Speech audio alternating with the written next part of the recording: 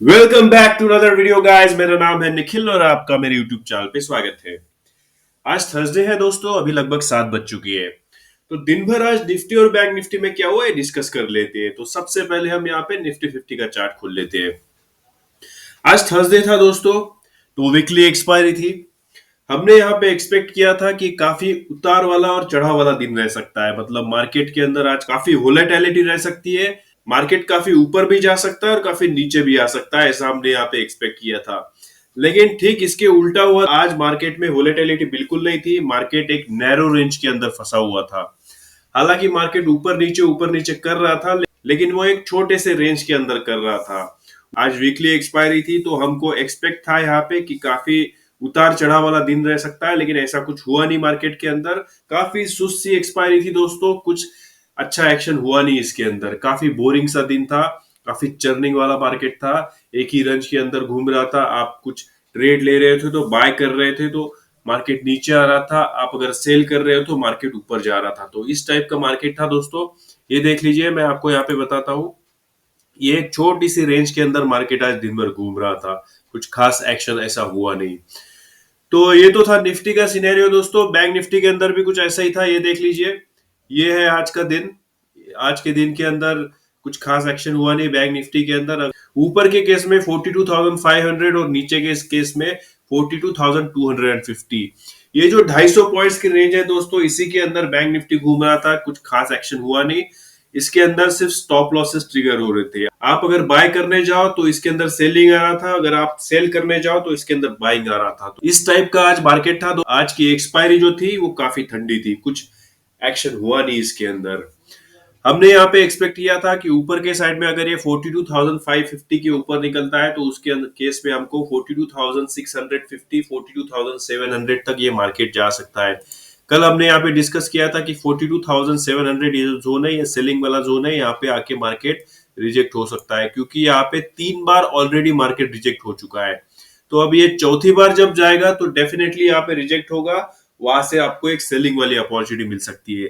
लेकिन ऐसा कुछ हुआ नहीं दोस्तों। 42,500 42,550 के ऊपर मार्केट निकला नहीं। उसकी वजह से ऊपर के लेवल हमको देखने को नहीं मिले, और हमारा जो सेलिंग जोन था उसके अंदर मार्केट आया ही नहीं, जिसकी वजह से हमको आज ट्रेडिंग करने को नहीं मिला। आज हमने कुछ नहीं किया दोस्तों। पूरा दिन जो था वो एक ही रेंज के अंदर निफ्टी और बैंक निफ्टी घूमता रहा, और आज हमको कुछ करने को नहीं मिला।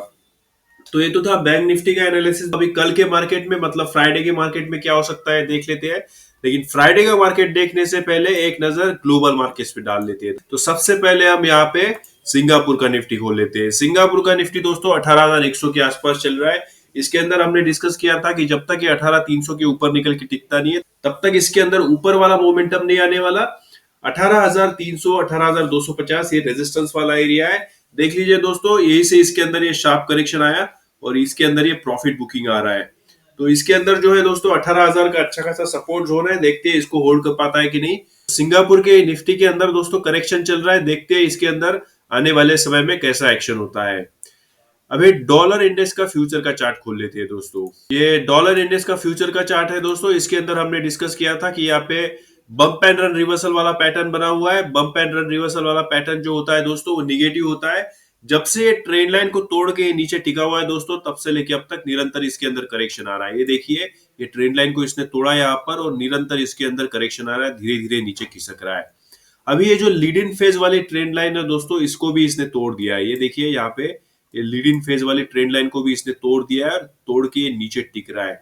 तो धीरे धीरे ये नीचे खिसक रहा है। अभी ये जो बम्प एंड रन रिवर्सल वाला पैटर्न होता है दोस्तों, इसका फाइनल टारगेट जो होता है, जहां से ये लीड इन फेज चालू हुआ वहां तक होता है। मतलब यहाँ पे हमको 89 से 90 तक के लेवल आने वाले समय में देखने को मिल सकते हैं। तो धीरे धीरे ये नीचे खिसक के 89 से 90 तक के लेवल तक आ सकता है। तो यूएस डॉलर करेंसी इंडेक्स का चार्ट वीक है। हमारे मार्केट्स आज रेंज बाउंड थे। अभी डो जोन्स इंडस्ट्रियल एवरेज का फ्यूचर का चार्ट खोल लेते हैं। डो जोन्स इंडस्ट्रियल एवरेज के फ्यूचर के चार्ट में हमने डिस्कस किया था कि यहाँ पे बुलिश मेगाफोन वाला स्ट्रक्चर बना हुआ है। बुलिश मेगाफोन वाला स्ट्रक्चर स्ट्रांग होता है, पॉजिटिव होता है। तो इस ट्रेंड लाइन को तोड़ के ऊपर निकला था, उसके बाद में इसने ये रिटेस्ट किया, फिर से ऊपर जाने का ट्राई किया। यहाँ पे ये ट्रिपल टॉप जैसा स्ट्रक्चर बनाया था, उसके बाद में इसके अंदर ये शार्प करेक्शन आ रहा है। अभी ये देख लीजिए, 3 दिन से लगातार इसके अंदर ये back to back red candles बन रही है। तो हो सकता है आने वाले समय में ये जो ट्रेंड लाइन है इसको ये फिर से टेस्ट करे। अगर ये ट्रेंड लाइन को तोड़ के नीचे टिकता है तो इसके अंदर करेक्शन गहरा सकता है। उस केस में हमको रिव्यू करना पड़ेगा कि डो जोन्स इंडस्ट्रियल एवरेज का फ्यूचर का जो चार्ट है वो कहाँ पे जाता है। तो डो जोन्स इंडस्ट्रियल एवरेज का चार्ट वीक है, जिसकी वजह से हमारे मार्केट्स के अंदर भी थोड़ा सा करेक्शन आ रहा है। हमारा मार्केट भी थोड़ा सा वीक लग रहा है, रेंज बाउंड लग रहा है। तो ये तो था ग्लोबल मार्केट का सिनेरियो। अभी पुट कॉल रेशो के बारे में देख लेते हैं। तो सबसे पहले हम यहाँ पे निफ्टी का पुट कॉल रेशो देख लेते हैं। निफ्टी का पुट कॉल रेशो 1.1651 के आसपास चल रहा है। कल हमने यहाँ पे डिस्कस किया था कि निफ्टी का पुट कॉल रेशो काफी ज्यादा ओवरबॉट हो चुका है, वो 1.3 के भी ऊपर जा चुका है। ग्लोबल मार्केट्स भी वीक चल रहे हैं और हमारा मार्केट भी काफी ओवरबॉट था। तो आज हम गैप डाउन खुले, उसके बाद में दिन भर रेंज बाउंड थे। निफ्टी का पुट कॉल रेशो भी 1.1651 के आसपास चल रहा है। ये थोड़ा सा ओवरबॉट ही अभी भी। निफ्टी यहाँ से थोड़ा सा और नीचे आ जाता है तो ये थोड़ा सा कंफर्टेबल हो जाएगा, फिर नीचे के साइड में हमको बाइंग वाली अपॉर्चुनिटी मिल सकती है। निफ्टी का पुट कॉल रेशो फिलहाल कंफर्टेबल है, लेकिन निफ्टी यहाँ से थोड़ा सा और नीचे आ जाता है, पुट कॉल रेशो 0.6 या 0.7 के आसपास आ जाता है तो ये कंफर्टेबल हो जाएगा। तो वहां पे हमको बाइंग वाली अपॉर्चुनिटी देखनी है। तो ये तो था निफ्टी का पुट कॉल रेशो। अभी बैंक निफ्टी का पुट कॉल रेशो देख लेते हैं। बैंक निफ्टी का पुट कॉल रेशो 0.9857 के आसपास चल रहा है। बैंक निफ्टी यहाँ से थोड़ा सा और नीचे आ जाता है, बैंक निफ्टी का पुट कॉल रेशो 0.6 0.5 के आसपास आ जाता है तो ये ओवर सोल्ड हो जाएगा, फिर वहां पे हमको एक बाइंग वाली अपॉर्चुनिटी मिल सकती है। 0.9 वाला जो पुट कॉल रेशो है ना ज्यादा ओवरबॉट है ना ज्यादा ओवर सोल्ड है, तो यहाँ से बैंक निफ्टी या तो ऊपर जा सकता है या फिर नीचे जा सकता है। तो यहाँ पे हमको वेट एंड वॉच करना है। एक तो यहाँ पे पुट कॉल रेशो को ओवरबॉट होने देना है ताकि हमको वहां पे एक शॉर्टिंग वाली अपॉर्चुनिटी मिले, या फिर बैंक निफ्टी को यहाँ से थोड़ा सा और नीचे आने देना है। अगर बैंक निफ्टी थोड़ा सा और नीचे आता है तो यहाँ पे पुट कॉल रेशो जो है वो 0.6 0.5 के आसपास आ जाएगा, फिर वहां पे हमको एक बाइंग वाली अपॉर्चुनिटी मिल सकती है। तो ये तो था पुट कॉल रेशो के बारे में। अभी कल के मार्केट में मतलब फ्राइडे के मार्केट में क्या हो सकता है देख लेते हैं। तो सबसे पहले हम यहाँ पे निफ्टी 50 का चार्ट खोल लेते हैं। यहाँ पे मैं एक इंटरेस्टिंग बात बताने वाला हूँ दोस्तों। निफ्टी 50 के चार्ट पे, निफ्टी 50 का डेली चार्ट में खोल लेता हूँ। निफ्टी 50 के डेली चार्ट में एक इंटरेस्टिंग चार्ट पैटर्न बना हुआ है जिसको कि IDNR4 IDNR7 पैटर्न बोलते हैं। अभी ये IDNR4 और IDNR7 पैटर्न क्या है, सिंपल सी चीज है, मैं आपको समझाता हूँ। तो ID यहाँ पे स्टैंड करता है इनसाइड डे को और NR stands for narrow range. अभी NR4 स्ट्रक्चर क्या है ये सबसे पहले हम समझते हैं। तो NR4 स्ट्रक्चर सिंपली क्या है दोस्तों कि पिछले 4 दिनों से आज की जो कैंडल बनी है वो अगर सबसे छोटी कैंडल बनी है तो इसको NR4 स्ट्रक्चर बोलते हैं। और NR7 स्ट्रक्चर क्या है कि आज जो कैंडल बनी है वो अगर पिछले 7 दिनों की सबसे छोटी कैंडल बनी है तो इसको NR7 स्ट्रक्चर बोलते हैं। तो ये तो हो गया NR4 और NR7 स्ट्रक्चर। अभी इसके पहले हमने ID जोड़ दिया। ID मतलब होता है इनसाइड कैंडल। अभी आज की इसके अंदर आपको एक ही चीज जोड़नी है कि अगर आज की कैंडल बनी हुई है वो पिछले 4 दिनों की सबसे छोटी कैंडल बनी है और वो एक इनसाइड कैंडल है तो उसको IDNR4 स्ट्रक्चर बोलते हैं। और IDNR7 स्ट्रक्चर क्या है कि आज की जो कैंडल बनी है वो सबसे छोटी कैंडल होनी चाहिए पिछले 7 दिनों की और वो इनसाइड कैंडल होनी चाहिए। तो अभी हम रियल चार्ट पे देखते हैं कि आज जो कैंडल बनी है निफ्टी और बैंक निफ्टी में वो IDNR4 प्लस IDNR7 कैंडल कैसी है। मतलब आज जो कैंडल बनी है निफ्टी और बैंक निफ्टी के अंदर ये दोनों है, IDNR4 कैंडल भी है और IDNR7 कैंडल भी है। तो देख लेते हैं हम यहाँ पे। और एक और चीज दोस्तों, अगर आपको IDNR4 और IDNR7 स्ट्रक्चर के बारे में अगर पढ़ना रहेगा तो इस यहाँ पे एक बुक है street smarts high probability short term trading strategies, ये बुक का नाम है। तो इसके अंदर ये IDNR4 और IDNR7 स्ट्रक्चर के बारे में डिटेल में समझाया हुआ है। लिंडा ब्रैडफोर्ड और लॉरेंस कॉनर्स नाम के ऑथर है, उन्होंने ये बुक लिखी है। तो अगर आपको ये परचेस करने रहेगी बुक तो आप यहाँ पे परचेस कर सकते हो। ये देखिए ये वो बुक है, इसके अंदर ये स्ट्रैटेजी, इसके अंदर जो IDNR4 और IDNR7 स्ट्रक्चर क्या होता है ये बताया हुआ है। इंट्राडे स्ट्रेटेजीज के बारे में अगर आपको पढ़ना रहा तो मुझे ऐसा लगता है दोस्तों कि ये one of the best books है। तो आपको अगर रेफर करना रहा तो ये street smarts high probability short term trading strategies नाम की बुक है, आप रेफर कर सकते हो। तो आगे बढ़ते हैं दोस्तों। अभी निफ्टी 50 का चार्ट खोल लेते हैं। निफ्टी 50 के अंदर आज ये जो कैंडल बनी है दोस्तों ये सबसे छोटी वाली कैंडल है और ये इनसाइड कैंडल है। मतलब ये जो पिछली वाली कैंडल है इसके अंदर आ गई है पूरी कैंडल। तो ये इनसाइड डे वाली स्ट्रेटेजी यहाँ पे फुलफिल होती है, तो ये इनसाइड डे वाली कैंडल है। अगर आप पिछले 4 कैंडल्स को देखोगे, मतलब ये 1, ये 2 और ये 3 और ये 4, तो ये जो 4 कैंडल्स बनी है यहाँ पर इस 4 कैंडल्स में से ये सबसे छोटी कैंडल है, तो इसलिए हम इसको IDNR4 स्ट्रक्चर बोलते हैं।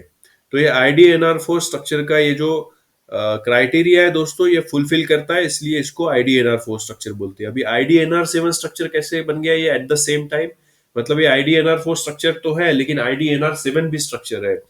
तो जिसके लिए हमको यहाँ पे पिछली 7 कैंडल्स देखनी पड़ेंगी। तो ये 1 2 3 4 5 6 7, तो ये जो 7 कैंडल्स है दोस्तों, ये पूरी जो 7 कैंडल्स है इसमें से ये सबसे छोटी कैंडल है और प्लस ये एक इनसाइड कैंडल है, इसलिए इसको IDNR7 स्ट्रक्चर भी बोलते हैं दोस्तों। तो आज जो कैंडल बनी है निफ्टी के अंदर वो IDNR4 स्ट्रक्चर भी है और IDNR7 भी स्ट्रक्चर है। लेकिन अभी IDNR4 और IDNR7 स्ट्रक्चर को ट्रेड कैसे करना है वो हम आगे देखेंगे, लेकिन अभी बैंक निफ्टी के अंदर भी IDNR4 और IDNR स्ट्रक्चर कैसे बना है ये हम देख लेते हैं यहाँ पे। तो अभी अब बैंक निफ्टी का चार्ट खोल लेते हैं। बैंक निफ्टी के चार्ट के अंदर यहाँ पे डेली वाला चार्ट खोल लेते हैं। तो ये देख लीजिए दोस्तों, यहाँ पे आज जो कैंडल बनी है ये एक इनसाइड कैंडल है। ये प्रीवियस कैंडल के अंदर पूरी कैंडल आ गई, इसलिए इसको इनसाइड कैंडल बोलते हैं।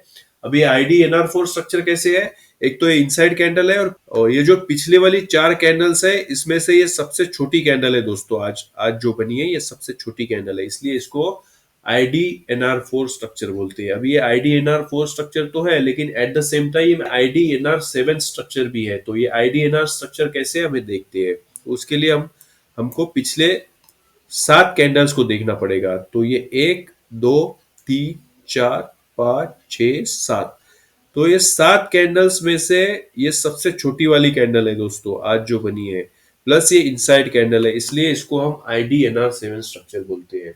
तो निफ्टी और बैंक निफ्टी के अंदर IDNR4 और IDNR7 स्ट्रक्चर बना हुआ है। ये बहुत ही इंपॉर्टेंट स्ट्रक्चर है, इसको ट्रेड करना बहुत ही आसान है दोस्तों। अभी हमने ये IDNR4 और IDNR7 स्ट्रक्चर निफ्टी और बैंक निफ्टी के अंदर बना हुआ है, ये तो आइडेंटिफाई कर लिया, लेकिन अभी इसको ट्रेड कैसे करना है ये देख लेते हैं। तो सबसे पहले हम यहाँ पे निफ्टी 50 का चार्ट खोल लेते हैं।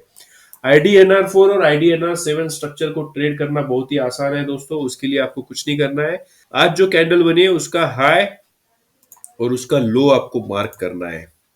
तो हमने यहाँ पे इसका हाई और लो मार्क कर लिया है।